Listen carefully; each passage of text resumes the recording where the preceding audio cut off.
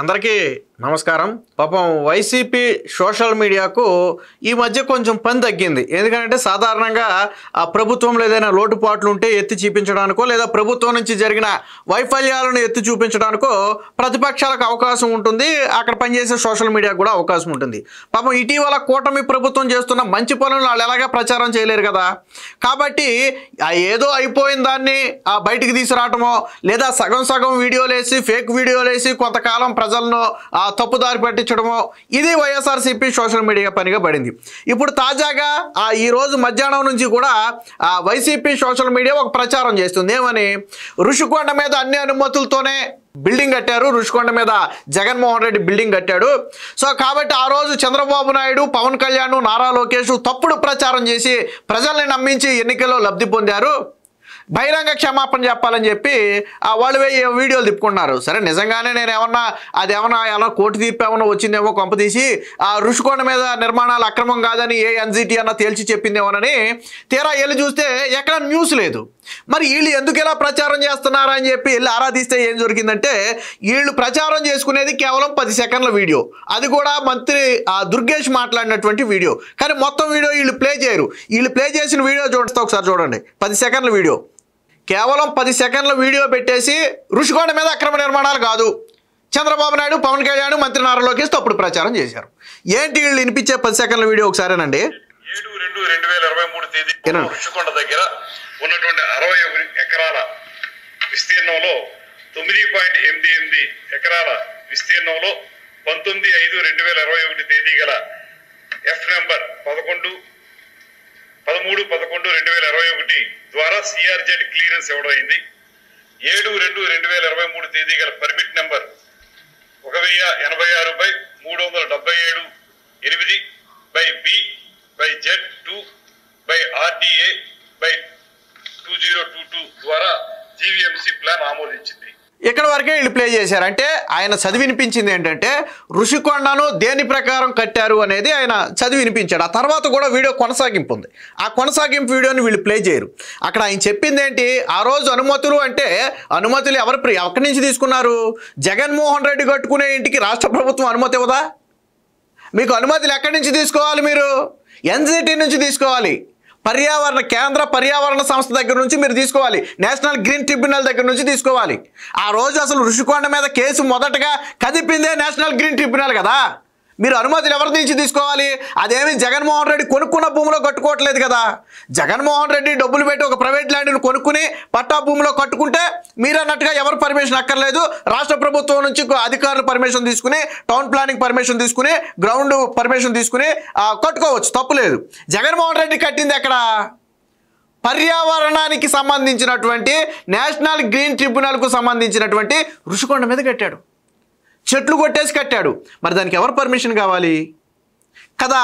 ఇక్కడ ఆయన చదివింది ఏంటంటే రాష్ట్ర ప్రభుత్వం తనంతటికి తాను పర్మిషన్లు ఇచ్చేసుకుంది, కానీ కేంద్ర పర్మిషన్ తీసుకోవాలా. దీని తర్వాత కొనసాగింపు వీడియో వీళ్ళు వేయలేదు. నేను చూపిస్తా, చూడండి ఒకసారి. కొనసాగింపు చూడండి.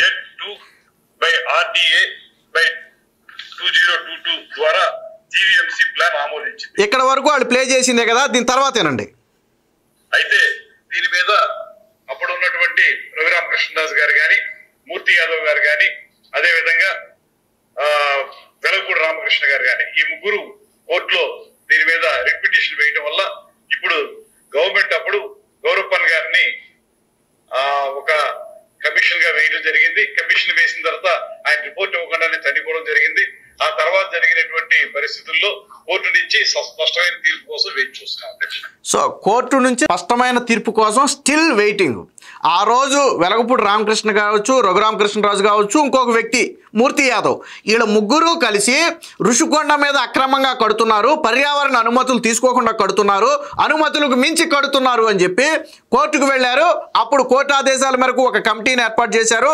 ఆయన ఆ కమిటీ నివేదిక ఇవ్వకముందు ఆయన చనిపోవడం జరిగింది. తరువాత స్టిల్ కోర్టులో నేటికి పెండింగ్లోనే ఉంది. అంటే దీని మీద స్పష్టత లేదు. కానీ నాడు నేషనల్ గ్రీన్ ట్రిబ్యునల్ ఏం చెప్పింది? హైకోర్టుకి కానీ సుప్రీంకోర్టుకి కానీ ఏమి నివేదిక ఇచ్చింది?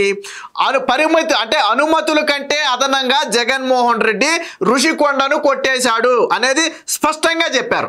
ఇది ఎవరు చెప్పారు? ఇది స్వయంగా హైకోర్టే చెప్పింది. హైకోర్టు తీర్పు కూడా నా దగ్గర ఉంది, నేను ఒకసారి వినిపిస్తానండి. ఇదిలా ఉంటే రిషికొండలో నిర్మాణాలపై తాజాగా హైకోర్టు ఒక తీర్పును వెలువరించింది. అక్కడ ఇప్పటికే పరిమితికి మించి నిర్మాణాలు జరిగాయని చెప్తోంది కోర్టు. విన్నారు కదా, ఇది ఎలా చెప్పింది? ఇది నేషనల్ గ్రీన్ ట్రిబ్యునల్ ఇచ్చినటువంటి నివేదికను ఆధారం చేసుకుని హైకోర్టు ఏం చెప్పిందంటే అక్కడ పరిమితికి మించి నిర్మాణాలు జరిగాయి అని చెప్పటంతో పాటు ఆ చర్యలు తీసుకునే అధికారాన్ని కూడా కేంద్ర అటవీ శాఖకును అలాగే నేషనల్ గ్రీన్ ట్రిబ్యునల్ ఈ రెండింటికి ఇస్తే వాళ్ళు మళ్ళీ అటు గ్రీన్ ట్రిబ్యునల్ నుంచి ఇటు కేంద్ర అటవీ శాఖ నుంచి ఒక కమిటీని ఏర్పాటు చేశారు. తర్వాత వాళ్ళ నివేదికలు కూడా కోర్టుకు వెళ్ళాయి. సో కోర్టులో అలా ఉంది. మరి ఎక్కడ ప్రచారం చేసుకుంటున్నారు?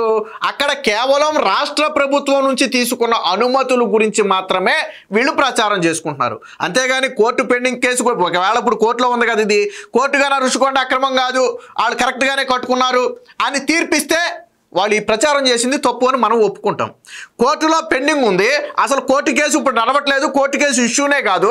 కానీ శాసన మండలిలో జరుగుతున్నటువంటి ఒక సమావేశంలో ఆయన మాట్లాడుతూ ఆ రోజు ఋషికొండకు రాష్ట్ర ప్రభుత్వం నుంచి వచ్చిన అనుమతులు ఏంటనేది మాత్రమే చదివాడు ఆయన. జగన్మోహన్ రెడ్డి కట్టుకునే ఇంటికి జగన్మోహన్ రెడ్డి ప్రభుత్వంలో అనుమతులు రావా?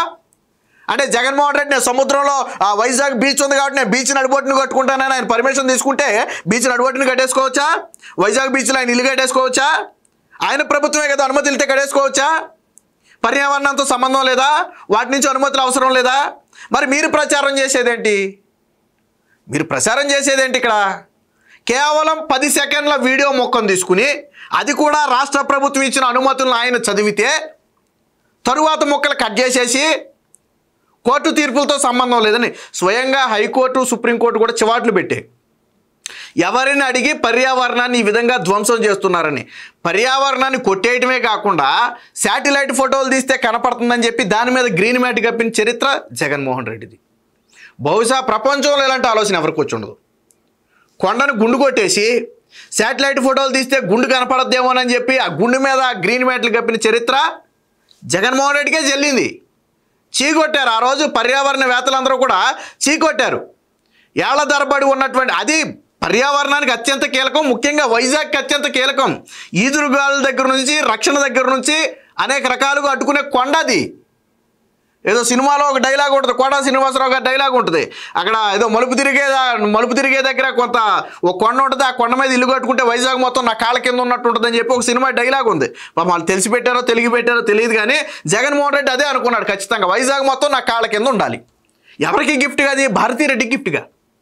పాపం ఆ రోజు కోర్టులు జగన్మోహన్ రెడ్డిని చేశాడు కదా, వెళ్ళగలిగాడు అక్కడికి బిల్డింగ్లోకి. ఆ రోజు కోర్టులు అడ్డుకున్నాయి కదా, మీరు ఎందుకు కట్టారు, ఎవరిని అడిగి కట్టారు, 3 రాజధానుల పేరుతో ఎందుకు ఇలా విధ్వంసం చేస్తున్నారని చెప్పి ఆ రోజు కోర్టులు అడ్డుకున్నాయి కదా. జగన్మోహన్ రెడ్డిని వెళ్ళలేదు కదా. కానీ వైసీపీ మాత్రం వీళ్ళు చేశారని తప్పుడు ప్రచారాలే. ఆయన ఏదో జగన్మోహన్ రెడ్డి హయాంలో అనుమతులు వచ్చాయని ఒక మొక్క చదివితే శాసన మండలిలో ఆ మొక్కను తీసుకొచ్చేసి ఇదిగో అనుమతులన్నీ ఉన్నాయి, అనుమతులన్నీ ఎక్కడున్నాయి, ఏది కేంద్ర పర్యావరణ అనుమతి ఏదో బయట పెట్టమన్నాం జగన్మోహన్ రెడ్డి ఒకసారి. నేషనల్ గ్రీన్ ట్రిబ్యునల్ ఇచ్చినటువంటి అనుమతులు కానీ కేంద్ర అటవీ శాఖ ఇచ్చినటువంటి అనుమతులు కానీ జగన్మోహన్ రెడ్డిని బయట పెట్టమనండి. ఉన్నాయా జగన్మోహన్ రెడ్డి దగ్గర? లేవు కదా, తీసుకోలేదు కదా. అది కదా మనకు కావాల్సింది. మరి ఇంత తోక ముక్కను పట్టుకుని ఎలా ప్రచారం చేసుకుంటున్నారు? సరే, ఎవడో ఒకటి ఇది వేసింది ఎవరు? ఇది ఉత్తరాంధ్ర నవ్వు అంట. ట్విట్టర్ ఖాతాలో ఉంటుంది ఉత్తరాంధ్ర నవ్వు. అంటే ఇది నడిపేది కూడా జగన్మోహన్ రెడ్డి బ్యాచే. నాకు తెలిసి ప్రశాంత్ కిషోర్ బ్యాచ్లో ఎవడో ఒకటి నడుపుతూనే ఉంటాడు ఉత్తరాంధ్ర నవ్వు. ఏ రోజు కూడా తల్లికి వందనం వేశారు. ఏ రోజైనా అందులో పోస్ట్ వేసావా? నిన్న ఫ్రీ బస్సు ప్రారంభించారు, అందులో ఎప్పుడన్నా పోస్ట్ వేసావా? అంతకుముందు పెన్షన్లు ఇచ్చారు, ఎప్పుడన్నా పోస్ట్ వేసావా? వేయలా. అన్నదాత సుఖీభావి ఇచ్చారు, ఎప్పుడన్నా పోస్ట్ వేసావా? సంక్షేమ పథకాలు అమలు అవుతున్నాయి, పోస్ట్ వేసావా? రాష్ట్రానికి పెట్టుబడులు వచ్చాయి, పోస్ట్ వేసావా? పోనీ అమరావతికి నిధులు వచ్చాయి, పోస్ట్ వేసావా ఎప్పుడన్నా? అందులో. ఎందుకంటే అది జగన్మోహన్ రెడ్డి తొత్తు. జగన్మోహన్ రెడ్డి తొత్తుగా జగన్మోహన్ రెడ్డి కింద నడిపేవాళ్ళు పేజ్ అది. దాన్ని తీసుకుని ఇంకో 10 మంది వేయటం. అది చూసేవాళ్ళకి కన్ఫ్యూజన్, నాకే కన్ఫ్యూజన్. ఇదేంట్రా బాబు, కోర్టు తీర్పు ఏమైనా వచ్చిందా ఏంటి ఋషికొండ మీద? కోర్టు తీర్పు ఏమైనా కొట్టేసిందా ఏంటి? క్లియరెన్స్ ఏమైనా ఇచ్చిందా ఏంటి అని నేను ఆశ్చర్యపోయా. చూస్తే లేదు. ఇలా విష ప్రచారం చేసి పబ్బం గడుపుకుంటుంది వైసీపీ సోషల్ మీడియా. వీళ్ళు చేసే ప్రతి ప్రచారం కూడా అసత్యమే. చీమంత దాన్ని పెద్దగా చేసి చూపించడం, ఆళ్ళది తప్పు అయితే పెద్దదాన్ని కూడా చీమంత చేసి చూపించడం వీళ్ళకి అలవాటు. అందుకనే లేని దాన్ని భూతద్దంలో పెట్టి చూస్తారు, భూతద్దంలో పెట్టి చూడాల్సిందనేమో బయట ఏమీ లేదని చెప్తారు. ఇలాంటి నీచ రాజకీయాలకు వైసీపీ పాల్పడుతుందే. మీరు గత 5 ఏళ్ళు చేసిన పనే ఎప్పుడు చెయ్యాలి అనుకుంటే ప్రజలు అన్నీ చూస్తూనే ఉంటున్నారు. ఇక నుంచైనా ఇలాంటి ఫేక్ ప్రచారం మానుకోకపోతే అది జగన్మోహన్ రెడ్డికి రాజకీయంగా మరింత నష్టం కలుగుతుంది.